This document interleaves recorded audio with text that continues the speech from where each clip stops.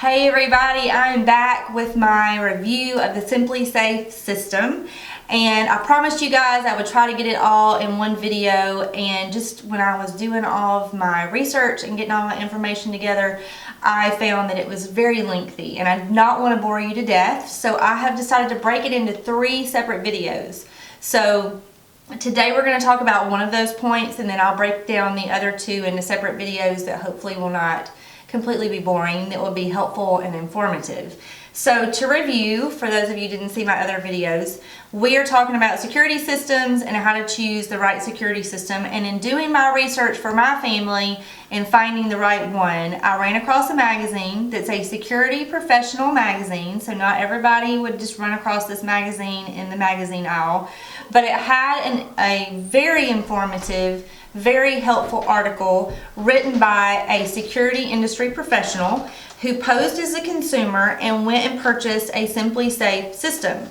He did all of the normal things a consumer would do. He purchased the system, he installed the system, he put it together himself, he was able to access their customer service, and he was able to see the manual and the installation instructions, all of those things, so that he could give a third-party review on the system.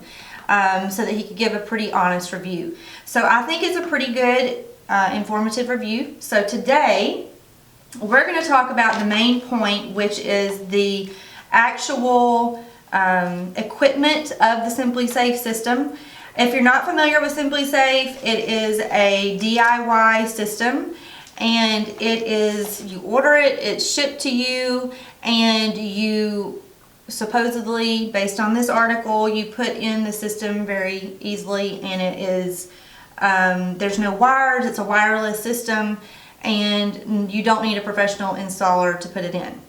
I am a huge fan of very inexpensive DIY items, especially a security system, because it can seem very complicated. However, just because it's inexpensive, just because it sounds simple, does not mean it works well. So I want to get that point out there first, and I think that is what the main point of this article was to determine whether this is a safe system and whether it does the job that they say that it does. So the first thing is the SimpliSafe system comes with a base station. It comes with your sirens and all of the things that you can add components to. So the price of the system can run from about $230 to about $530, depending on what components you add to the system.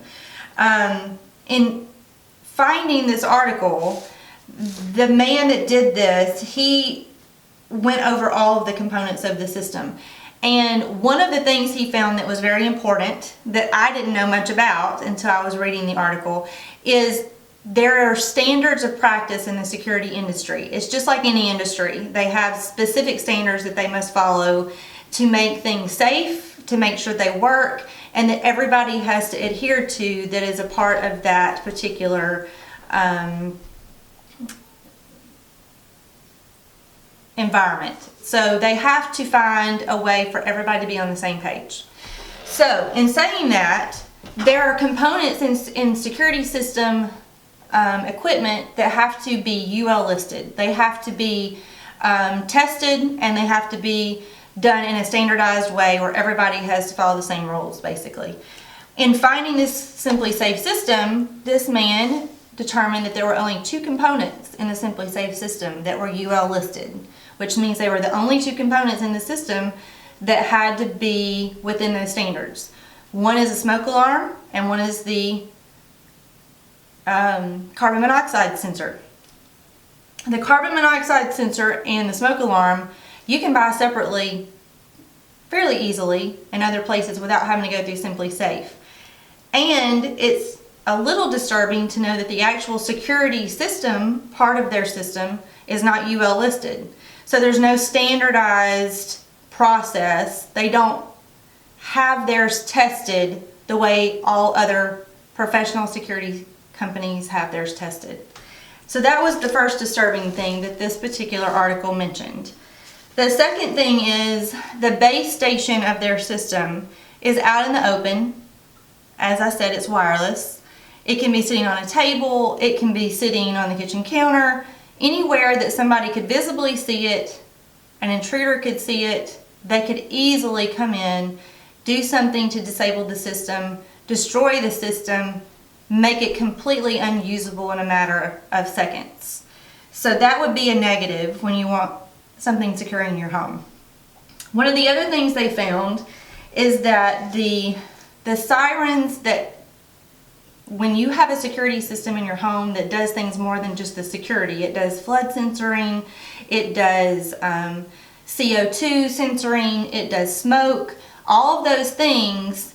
If you have all of those tied into one system and you only have one sound that they all make and you don't know which one is which, that's very difficult to differentiate what your problem is when the siren goes off. That is one of the problems with the SimpliSafe system. None of the sounds differentiate one to the other. So it makes it really hard when you wake up in the middle of the night and your alarm's going off. You don't know if somebody's in your house or if your smoke, alarm is going off.